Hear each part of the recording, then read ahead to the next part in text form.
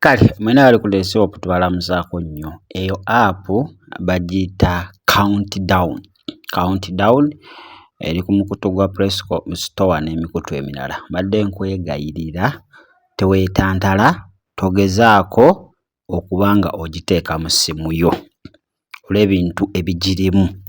Ekisooka mbwekuwa emyaka gy'ogenda okufiirako ekyo kifu ekyo twakoze observation ngenda kikulaga, naye erina amaloboozi agagivaamu.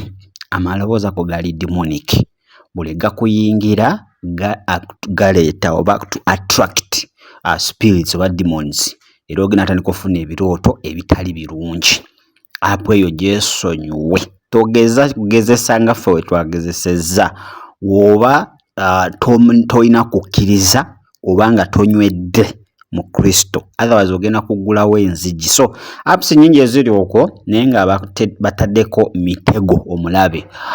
Nammwe abaala ku firimu gye bayita Countdown, so kati bagikoledde app ebiriko bye display nga bya bulimba like nga ennaku, saawa, omwezi, emyaka gy'osigazaayo oba gy'ogenda ofiirako si bituufu, naye ebisigadde ebigiriko ebikusike bye batasobola kugamba byo bituufu, nga sound amaloboozi agavaamu, amaloboozi ago banaye gali demonic. Ngenda kuteerayo naye w'obanga tonywedde mu Kristo togeza kuba ogenda kuggulawo enzigi ez'enjawulo.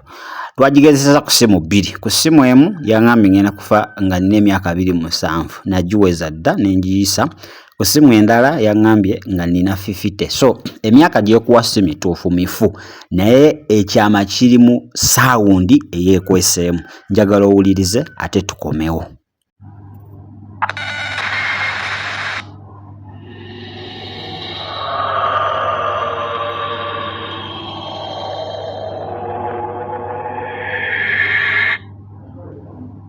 Kakati awo abandaze nti myaka 5 nina ku 157 zensigazza. Ku ssimu eri endala walabye ndowooza emyaka 27. Ebyo si bituufu, naye saawundi eyo evaamu amaloboozi ag'enjawulo.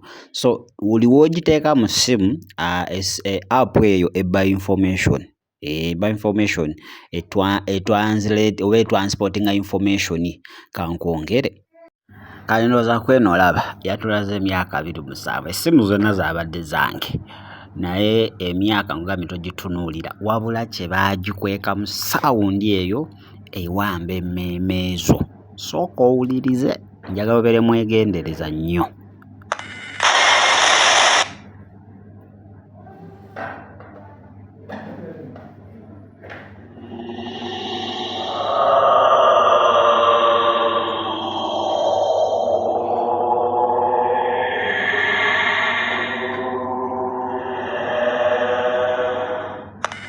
So njagala tube beegendereza ne apps ze tuwanula ku Google Play Store.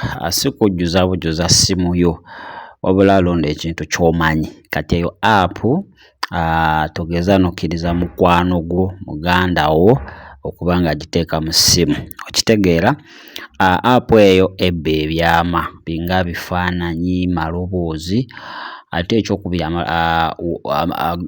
amaloboozi agagivaamu tugambye nti gayita oba gakowola manya mabi okuba nga ate gajja mu bulamu bwo. So beera mwegendereza nnyo nnyo nnyo.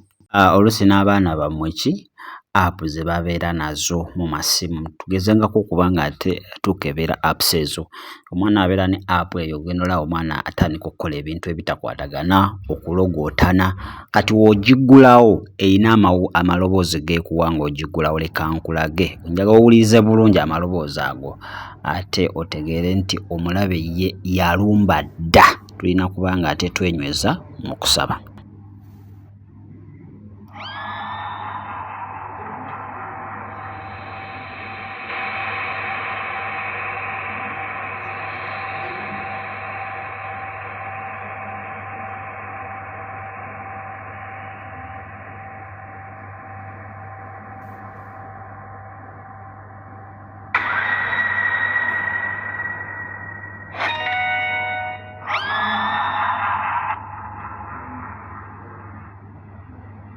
Kale nga bwe nkugambye nti tugezeeko okulaba bi apps bye tulina mu masimu n'abaana bammwe apps ze babeera nazo mu masimu. So eyo countdown si nnungi, togeza.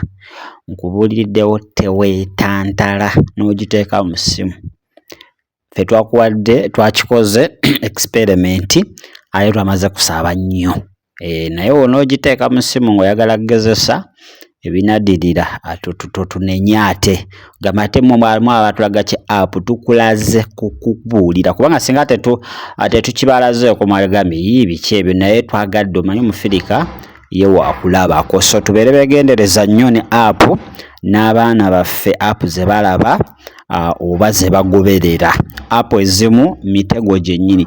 Manyi sitaani takyalina budde bwa kutuma agenti, oluusi oyinza okuba obeera mu nnyumba kizibu okutuukako.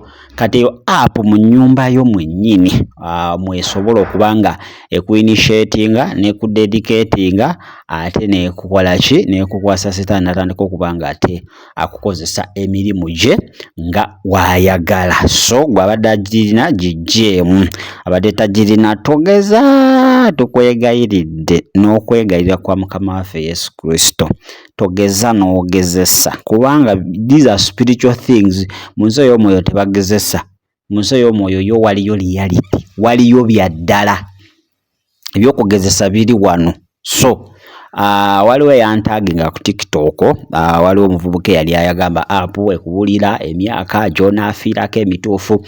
Eby'emyaka bifu, tayogera bituufu ebyo byekudisplayingira, naye bakikola nga kukusendasenda olabe onoofiira ku myaka emeka, naye nga tennaba kudisplayingira myaka esooka fulumya maloboozi ago ge tukugambye ge gali dangerous nnyo kasita gayingira mugwe munda, galina amaanyi ge gasitula oba galina amaanyi ge galina n'okukoola amaanyi agali around ate n'obeera possessed. So tetwagala obeere possessed, ate twagala abaana babeere possessed, naye nga there is still hope nti ffe we tubeera n'okulabula kwonna tukuleeta, tetusobola kukuleka bulesi, ate tetwagala ogwe mu mitego gy'omulabe nga tomanyi ate nga ffe ekintu tukola ki tukimanyi. So tokemebwa lwakuba oyagala kulaba myaka gy'osigazaayo ate n'ogwa mu kintu ky'otagenda kusobola, ebirooto ne bikyuka, buli kimu kyonoonekera ddala nga obadde tosuubira. So